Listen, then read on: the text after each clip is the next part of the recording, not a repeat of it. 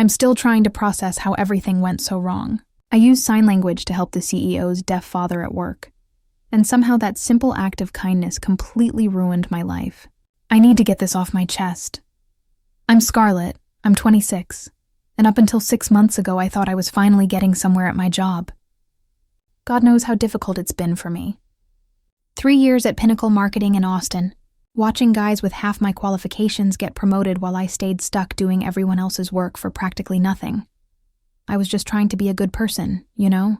That Tuesday morning in December, I was organizing files in the lobby when I saw this older man standing there, looking completely lost. He was dressed really well, like expensive suit, perfectly styled silver hair, but he had this expression of frustration that broke my heart. Everyone walked past him like he didn't exist. Our receptionist Karen was getting impatient with him, clearly not understanding what he needed. That's when I realized he was trying to sign, and thank God I knew ASL from a course I took about 2 years ago. You know those courses people take thinking it'll give them an edge on their resume? That was exactly it. I thought it might help my career somehow. So I went over and signed, "Hello, can I help you?" The relief on his face was immediate. He was so grateful, almost emotional, that someone finally understood him. I found out he was Edward Ashford, the CEO's father, and he just wanted to see his son, but nobody was helping him. I spent 2 hours with him, translating conversations, giving him a tour around the office, making sure he felt welcome. It felt so good to finally use my ASL skills for something meaningful, you understand? And honestly, seeing how invisible he was to everyone else reminded me of how I'd always felt invisible at that company. 3 days later, CEO Damien Ashford calls me into his office. I thought maybe someone had complained about me leaving my post or something like that. Instead, he starts going on about how impressed he was with my natural compassion and commitment to inclusion. He offered me this incredible promotion, Corporate Inclusion Coordinator, with a huge salary increase in my own office. I was shocked, but also, finally, someone recognized my value, right? For the first time, doing the right thing actually paid off. But this is where everything got twisted. Weeks later, Damien calls me back in, and his whole attitude had changed. Apparently, they'd reviewed security footage and heard some internal audio, and somehow he'd gotten this idea that I was being ill-intentioned. That I'd planned the whole thing to get ahead. I know myself, and I know my intentions were true. Have you ever had someone completely misinterpret your good intentions? Tell me in the comments where you're listening from. Subscribe to the channel and stay with me. Do you think someone can really judge your heart based on cameras and office gossip? The worst part? When I tried to defend myself, tried to explain that I really wanted to help his father, he twisted it like I was calculating and opportunistic. Like I was some master, manipulator instead of just a woman finally getting recognition for doing something good. Working at Pinnacle Marketing had been slowly crushing my spirit for 3 years. You know that feeling when you're constantly overlooked? When your ideas get stolen by male colleagues who then get credit for them. That was my daily reality. I'd watch mediocre men get promoted to positions I was more qualified for, while I stayed trapped in the same assistant role, making barely enough to cover my Austin rent. The company culture was toxic in that polished, professional way that's hard to prove but impossible to ignore. Margaret, my supervisor, treated me like I was disposable. She'd pile extra work on my desk without acknowledgement, expect me to stay late without compensation, and never once considered me for advancement opportunities. I was basically doing 3 different jobs for the price of 1 entry-level position. I'd applied for internal promotions 7 times in 3 years, 7 rejections. Each time they hired someone else, usually a man with less experience, the HR department would give me the same corporate speech about continuing to develop my skills and being patient. Patient? I had a master's degree in communications and was doing the work of 3 people while watching less qualified colleagues advance around me. My personal life was suffering too. The stress from work was affecting everything: my relationships, my sleep, my confidence. I'd started therapy just to cope with the constant feelings of inadequacy and frustration. My therapist kept telling me to advocate for myself, but every time I tried, I was labeled as difficult or not a team player. The financial pressure was constant. Austin rent prices were insane, and my salary barely covered basic living expenses. I was sharing a tiny apartment with 2 roommates, driving a car that was falling apart, and eating ramen more nights than I care to admit. Meanwhile, I watched my male colleagues buy houses and take vacations while doing half the work I was doing. That December morning, I was already feeling defeated. Another promotion had gone to Jake, a guy who'd been there only 8 months and spent half his time playing fantasy football. I was organizing presentation materials for a client meeting I wouldn't even be allowed to attend, trying to stay invisible and just get through another soul-crushing day. When I saw Edward standing in that lobby, ignored and frustrated, something inside me recognized that feeling immediately. The invisibility, the dismissal, the way people look right through you like you don't matter. Maybe that's why I felt so compelled to help him, you know? It wasn't strategic. It was instinctive. But here's what really bothers me, and this is where everything gets complicated. Later, when all the accusations started flying, people acted like I planned some elaborate scheme. Like I was this calculating mastermind who somehow orchestrated the entire situation. That's what hurts the most, honestly. Because the truth is, I saw a man who needed help, and I helped him. Period. The fact that he turned out to be the CEO's father was pure coincidence. But try explaining coincidence to people who've already made up their minds about your character, especially when that character doesn't fit their narrative. The conversation with Edward was unlike anything I'd experienced at work before. When someone's been ignored and dismissed, and then suddenly finds themselves truly heard and understood, there's this incredible transformation that happens. His entire demeanor changed the moment I started signing. "Thank you so much," he signed, his hands moving with practiced elegance. I was starting to feel like I was invisible here. That phrase hit me hard, because it perfectly described how I felt every single day at that company. Here was this distinguished man, successful in his own right, feeling exactly the same way I did. Edward told me he'd been trying to surprise his son with an impromptu visit, something he rarely did because he worried about being a disruption. His wife had passed away 2 years earlier, and he'd been feeling disconnected from Damien ever since. The corporate world felt foreign to him, intimidating in a way that made him question whether he belonged in his own son's life. "I don't want to be a burden," he signed, and I could see the genuine worry in his eyes. "I know he's busy, important meetings and all that." "You're not a burden," I signed back. "You're his father. That's never a burden." I meant every word of it.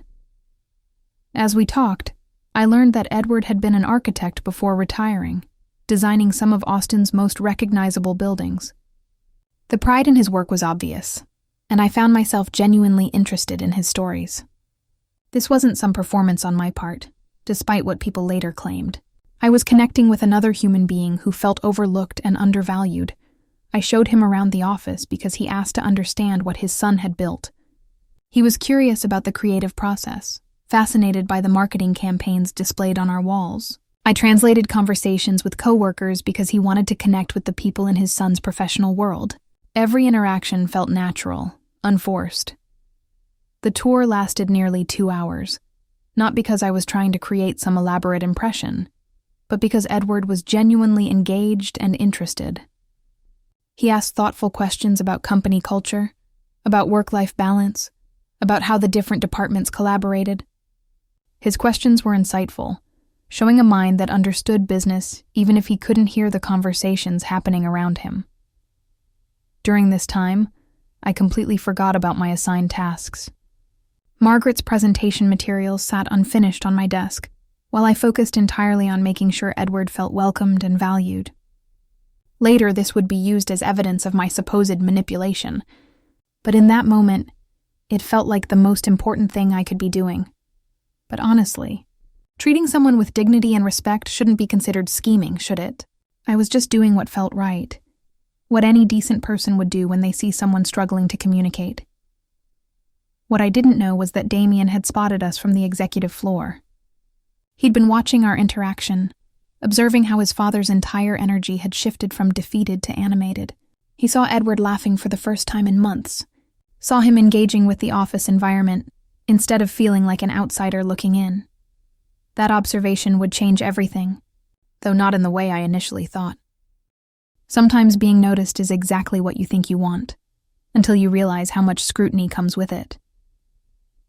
The call to Damien's office 3 days later felt surreal. I'd never been summoned by anyone above Margaret's level, let alone the CEO himself. Walking into that pristine corner office with its floor-to-ceiling windows and expensive artwork, I felt completely out of place. Everything screamed success and power, things that felt so far removed from my daily reality. Damien was younger than I'd expected, maybe early 40s, with the kind of confident presence that comes from years of success, but there was something softer in his expression that day, something almost vulnerable that caught me off guard. "Please, sit down," he said, gesturing to the chairs in front of his massive mahogany desk. "I wanted to talk to you about my father's visit earlier this week." My stomach dropped. I was certain I was about to be reprimanded for neglecting my duties. I started preparing my defense, thinking about how to explain that I'd just been trying to help someone who clearly needed assistance. I could already imagine Margaret's triumphant expression when she heard I'd been disciplined by the CEO himself. Instead, Damien surprised me completely. "I haven't seen my father that happy in 2 years," he said, his voice thick with emotion. "Since my mother died, he's been withdrawing from everything and everyone. He barely visits anymore, and when he does, he always seems so uncomfortable here, so out of place." He paused, looking out the window at the Austin skyline, and I could see the weight of guilt and regret in his shoulders. "What you did for him, the way you included him and made him feel valued, that meant everything to me. I've been trying to figure out how to bridge the gap between us, how to make him feel more connected to my world. You did that in 2 hours." I was stunned. This wasn't the conversation I'd been expecting at all. Here was this powerful man admitting vulnerability, sharing something deeply personal with someone he barely knew. "I just wanted to help," I managed to say, my voice barely above a whisper. "That's exactly why I wanted to talk to you," Damien continued, leaning forward slightly. "That instinct, that natural compassion, it's exactly what this company needs more of. I've been thinking about creating a new position. Someone who could help us become more inclusive, more accessible to everyone who walks through our doors." Then came the offer that would change everything. Corporate Inclusion Coordinator, reporting directly to him, with a salary that was nearly double what I was making. The title alone was more impressive than anything I'd ever imagined achieving at this company. I was overwhelmed. After years of being overlooked and undervalued, suddenly I was being offered this incredible opportunity. It felt like validation, like proof that doing the right thing could actually lead to recognition and advancement. "I'd love to accept," I told him, trying to keep the emotion out of my voice but failing completely. Damien smiled, and for the first time since I'd walked into his office, he looked relaxed. "Excellent. You'll start next Monday. I have a really good feeling about this decision." As I left his office that day, I felt like I was walking on air. Finally, someone had seen my potential. Finally, my career was moving in the right direction. The first few weeks in my new position were everything I'd dreamed of. I had my own office with a view of downtown Austin, business cards with an impressive title, and the authority to implement real changes throughout the company. For the first time in my career, people took my ideas seriously and actually listened when I spoke in meetings. I threw myself into the work with genuine enthusiasm. I researched best practices for workplace inclusion, reached out to disability advocacy organizations throughout Texas, and started developing comprehensive training programs for our staff. The irony wasn't lost on me that my originally selfish motivation for learning ASL had led to meaningful work in accessibility and inclusion. Damien was supportive and encouraging. He approved my proposals without hesitation, gave me a substantial budget for initiatives, and publicly praised my efforts during company meetings. Edward visited more frequently, and I could see how much happier both father and son seemed to be. Their relationship was healing, and I felt proud to have played a part in that. Everything was perfect. Too perfect, as it turned out. The meeting that changed everything happened on a Thursday afternoon in late February. Damien asked me to come to his office, but this time his demeanor was completely different. Cold, professional, distant. The warmth and appreciation I'd grown accustomed to had vanished entirely. "We need to talk," he said without preamble, not even inviting me to sit down. I've been reviewing some security footage and internal communications from December. My blood turned to ice. I could feel my heart starting to race. I've discovered some concerning information about your interaction with my father, he continued, his voice taking on a sharp edge. Information that suggests your motivations might not have been as pure as I initially believed. I tried to stay calm, but my hands were trembling. I'm not sure what you mean. I have audio recordings of you telling a colleague that helping my father was exactly the career break you needed. I have footage of you positioning yourself strategically in locations where you knew I'd be likely to see you with him. The room started spinning.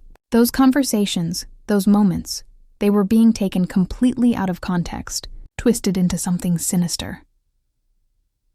You've been manipulating this situation from the beginning, Damien said, his voice growing colder with each word. Using my father's disability and my emotional vulnerability to advance your own career. It's honestly disgusting. That's not true, I said, but my voice sounded weak and desperate even to my own ears. Isn't it? The timing was awfully convenient. You just happened to know sign language. Just happened to be in the right place at the right time. Just happened to spend hours touring my father around when you should have been working. Have you ever been in a position where your intentions were completely misunderstood? Where evidence was twisted to support a narrative that painted you as the villain? Tell me in the comments where you're listening from. Subscribe to the channel and stay with me. Do you think it's possible to do the right thing for partially selfish reasons and still be a good person? Because that's what I was facing. The accusation that I was some kind of master manipulator who'd orchestrated an elaborate scheme to exploit a deaf man and his grieving son. The worst part about being accused of manipulation is how quickly people rewrite history to fit the narrative. Suddenly, every kind gesture I'd made toward Edward was reframed as calculated scheming. Every conversation we'd had was twisted into evidence of my supposed deception. Damien continued attacking my character, telling me how he'd trusted me, and thought I was different from the opportunistic climbers he usually encountered. But apparently I was worse because I'd used his father's vulnerability against them both. The disgust in his voice was cutting deep. I felt sick to my stomach. The room was spinning, and I could barely form coherent thoughts, let alone defend myself effectively. Everything I'd worked for was crumbling around me, and the most frustrating part was that I couldn't even explain the truth without sounding guilty. I tried explaining that, yes, I'd hoped helping his father might be noticed, but that didn't mean my compassion wasn't real. People can have mixed motivations and still do good things, right? But Damien just laughed bitterly and called it fraud. He said I'd calculated that showing kindness to his deaf father would make me look like a saint. The way he said deaf father made me flinch. Like Edward's deafness was just a tool I'd used, rather than a communication barrier I'd helped bridge. That hurt more than anything else he could have said. Then came the words that destroyed everything. He was terminating my employment immediately. Security would escort me out. I had 30 minutes to clean out my office. I begged him to listen, tried explaining that I knew how it looked, but he was wrong about my intentions. His father had needed help, and I'd helped him. Everything else, the promotion, the recognition, that had been his choice, not some scheme I'd orchestrated. But Damien had already picked up his phone to call security. The conversation was over. Walking out of that building with a security guard watching my every move was one of the most humiliating experiences of my life. Coworkers stared as I carried my box of personal belongings through the lobby where I'd first met Edward. Some looked sympathetic, others seemed vindicated, like they'd always suspected I was too good to be true. Margaret was practically glowing with satisfaction. She'd never liked me, and seeing me brought down so spectacularly was probably the highlight of her year. She whispered something about always knowing something was off about me as I passed her desk. The drive home was a blur of tears and disbelief. 6 months of career advancement wiped out in 30 minutes. But what really broke me wasn't losing the job. It was losing the respect I'd finally earned. People I'd worked with for years now saw me as a manipulative liar who'd exploited a vulnerable man for personal gain. Within hours, word had spread throughout the Austin marketing community. In a city this size, professional circles are smaller than you think. Phone calls were made, emails were sent, and suddenly I wasn't just unemployed, I was unemployable. The narrative was already set. I was the woman who'd manipulated a grieving CEO through his deaf father. No one wanted to hear my side of the story. What happened next was a complete destruction of my reputation that went far beyond anything I could have imagined. Word spreads fast in professional circles, and Damien apparently didn't just fire me quietly. He made sure people knew why I'd been terminated. Within a week, I was getting calls from other companies where I'd applied, suddenly withdrawing job offers or canceling interviews. HR representatives who'd been enthusiastic about my background were now giving me cold, professional brush-offs. Nobody wanted to be associated with the woman who'd manipulated her way to a promotion. The isolation was crushing. Former colleagues stopped returning my calls. Professional contacts I'd built over years disappeared overnight. Even friends started treating me differently, like they weren't sure whether to believe the official story or my desperate attempts to explain what had really happened. My savings were running out fast. Austin rent doesn't pause for employment crises, and without that generous salary Damien had given me, I was struggling to cover basic expenses again. I had to move back in with roommates, sell my car, and take on freelance work that paid a fraction of what I'd been earning. The stress was affecting my health. I wasn't sleeping, wasn't eating properly, and the anxiety attacks were becoming more frequent. Every job rejection felt like another nail in the coffin of my career. I started seeing a therapist again, just to cope with the overwhelming feeling that my entire life had been destroyed over a misunderstanding. But here's what really bothers me about this whole situation. The evidence Damien claimed to have was taken completely out of context. Yes, I'd mentioned to a colleague that helping Edward could be good for my visibility at the company. Yes, I'd positioned myself where I might be seen. But those actions came from desperation, not malice. I was a woman who'd been overlooked for 3 years, watching less qualified men get promoted around me. When an opportunity presented itself to finally be noticed for doing something good, of course I was strategic about it. That's not manipulation. That's survival in a system that was already rigged against me.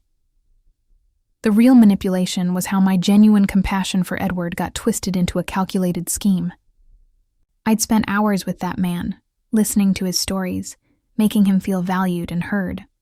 You can't fake that kind of connection, that level of care and attention. But try explaining nuance to people who've already decided you're the villain. Try telling them that doing the right thing for partially selfish reasons doesn't make you a monster. Try explaining that sometimes survival requires a little bit of strategy, especially when you're a woman in a male-dominated industry. Edward never reached out to me after I was fired. I don't know if he even knew what happened, or if Damien told him some version of the story that painted me as a predator who'd taken advantage of his deafness. That thought kept me awake at night, wondering if this sweet man now thought I'd been using him all along. The worst part was that I'd actually been good at the job. I'd been implementing real changes, making the company more inclusive, helping other employees feel valued and heard. All of that progress was abandoned when I left, like it had never mattered at all. 6 months after my termination, I was still struggling to find stable employment, still dealing with the reputation damage, still trying to rebuild a career that had been destroyed by accusations I couldn't effectively fight. The legal consultation was my last desperate attempt to salvage what remained of my career and reputation. I'd scraped together money I couldn't afford to spend to sit across from a lawyer who specialized in employment disputes, hoping there was some way to fight back against what had been done to me. The attorney listened to my story with professional detachment, taking notes and asking pointed questions about documentation, witnesses, and evidence. When I finished explaining everything, she leaned back in her chair and gave me the reality I didn't want to hear. At-will employment in Texas meant Damien could fire me for any reason or no reason at all. Unless I could prove discrimination based on protected characteristics, I had no legal recourse. The fact that he'd destroyed my reputation in the process was unfortunate, but not necessarily illegal. She told me that defamation cases were expensive, difficult to prove, and rarely worth pursuing, unless there were clear financial damages and malicious intent. Since Damien genuinely believed I'd manipulated the situation, proving malice would be nearly impossible. Walking out of that office, I felt more hopeless than ever. Not only was I unemployed and unemployable, but I had no legal remedy for the injustice I'd experienced. The system that had failed me at work was now failing me in the courts too. That's when I started to realize something that changed my entire perspective on what had happened. I wasn't just the victim of a misunderstanding. I was the victim of a system that punishes women for being strategic about their careers while rewarding men for the same behavior. Think about it. If I'd been a man who'd helped Edward and then been promoted, would anyone have questioned my motivations? Would anyone have called it manipulation? Or would they have praised my natural leadership abilities and people skills? The double standard was glaringly obvious once I started paying attention. Men network strategically all the time. They position themselves for visibility. They cultivate relationships with powerful people. They leverage opportunities for career advancement. When they do it, it's called ambition. When I did it, it was called manipulation. I'd been punished for playing the same game men play every day, except I'd had the audacity to win. Damien couldn't handle the idea that a woman had outsmarted the system, so he'd reframed my success as deception. The more I thought about it, the angrier I became. Not just at Damien, but at the entire corporate structure that had set me up to fail from the beginning. They'd kept me in a subordinate position for years, ignored my qualifications, and then acted shocked when I found a way to break through their barriers. I started documenting everything: the years of being passed over for promotions, the pay disparity between me and my male colleagues, the way Margaret had treated me differently than the men on our team. A pattern emerged that painted a clear picture of systematic discrimination. Maybe I couldn't win a legal case, but I could tell my story. I could expose how women are punished for the same ambition that's celebrated in men. I could show people what workplace discrimination actually looks like in practice. The irony wasn't lost on me that I'd been fired from a position focused on inclusion for being too strategic about achieving inclusion. They'd created the very problem they'd hired me to solve. I decided to stop being ashamed of what I'd done. Yes, I'd been strategic about helping Edward. Yes, I'd hoped it would benefit my career, but I'd also genuinely helped a man who needed assistance. And I'd been damn good at the job they gave me as a result. The turning point came when I realized I wasn't going to get justice through traditional channels. No lawyer could restore my reputation. No HR department was going to acknowledge their bias, and no amount of explaining was going to change minds that were already made up. If I wanted people to understand what had really happened, I had to take control of the narrative myself. I started writing, not for publication initially, just for my own sanity. I needed to get the whole story down on paper, to see it clearly without the emotional fog of anger and hurt. As I wrote, patterns emerged that I hadn't noticed while living through the experience. The systematic way I'd been overlooked for years wasn't just bad luck or corporate politics. It was part of a larger pattern of how women, especially women without connections or advocates, get marginalized in professional environments. My story wasn't unique. It was typical. I reached out to other women in similar situations and found dozens of stories that paralleled mine.